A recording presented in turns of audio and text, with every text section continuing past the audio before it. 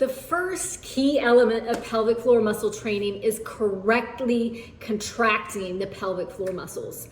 Many people think that they're correctly contracting the pelvic floor muscles, but they are not.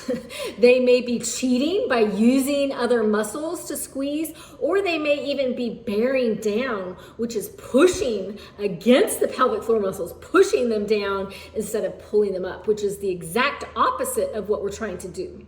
So now we're going to practice. We're going to practice feeling the difference between correctly contracting and relaxing. You can practice with me while you're sitting, or you can lie down on your back or your side. If this is your first time performing pelvic floor exercises, it may be easier on your back, or even raising your hips a little bit to let gravity help. If you choose to sit, make sure you're sitting tall. So I'm sitting kind of in a cross-legged position here. If I were to sit on a chair, I would want my feet flat on the floor. We want to avoid slouching. We want to avoid excessive hyperextension.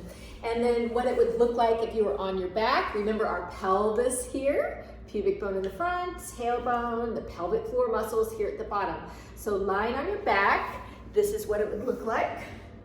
And then if I wanted to put my hips up on a couple pillows, then my pelvis is even tilted this way. So gravity is helping me put those pelvic floor muscles on slack, and muscles on slack are easier to contract. Bring your attention to the area around the vagina and the urethra. So here's our vulva, that's the vaginal opening, that's the urethra. Here's our pelvic model, that's the vaginal opening, that's the urethra, and then here's our image. That's the anus, the vaginal opening, and the urethra.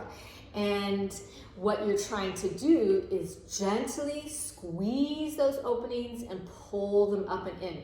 So watch what it looks like on the animation. So see how those openings close and kind of pull up and in.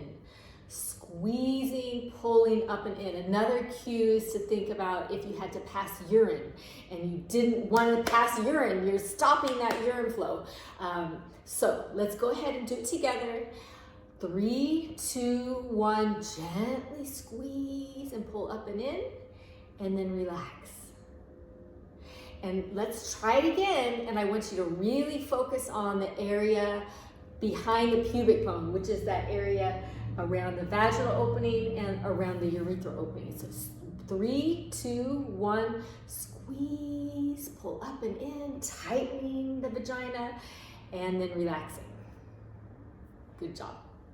Now bring your attention to the area around the anus. So that's a pretend anus right there. Here it is on our pelvic model, right in front of the tailbone there. And then here it is on our animation. So watch what happens to that anus when you squeeze.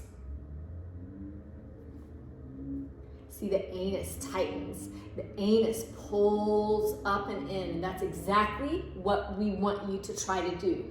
So one cue to help do that is imagine that if you were in an elevator full of people and you didn't want to pass gas. You're trying to hold that gas up and in. So let's go ahead and practice that. 3, 2, 1, squeeze the anus. Squeeze the anus and relax. Did you feel that area around the anus kind of pull up and in and squeeze? That is ideal. Good job. Now I want you to bring your attention to both areas. So the area around the vaginal opening and the urethra, and also the area around the anus. And I want you to try to tighten all of those openings by pulling them up and in. So watch what that looks like on the animation. All 3 openings are closing and pulling up and in. So let's go ahead and practice that. And 3, 2, 1, squeeze. Squeeze the area around the anus, squeeze the area around the vagina and the urethra, and relax. Did you feel both of those areas tighten and pull up and in? That's ideal. If that was difficult for you, don't despair.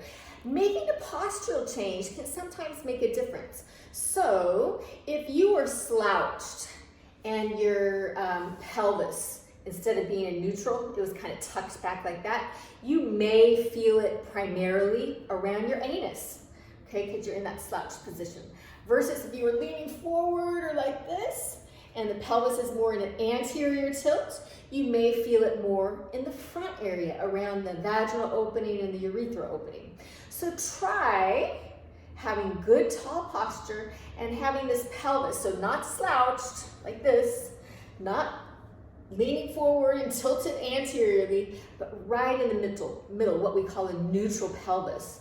And see if you can contract all of those areas, both of those areas, the whole pelvic floor. So let's try it again and see how you do. So 3, 2, 1, squeeze, pull up and in, pull both areas up and in, and relax.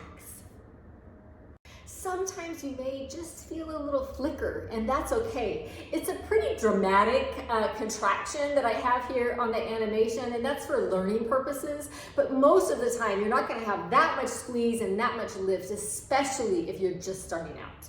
Now I'd like you to bring your attention to the perineal body. That's that smooth area of skin in between the vaginal opening and the anus. Here's what it looks like on our pretend vulva here. So this is the perineal body, or the perineum. And then here on our animation, that's the perineal body. So watch what happens when the perineal body contracts, or rather when the pelvic floor muscles contract. See how the perineal body shortens and it kind of pulls up and in? Let's practice that. So 3, 2, 1, gently contract and pull that perineal body up and in, and then relax.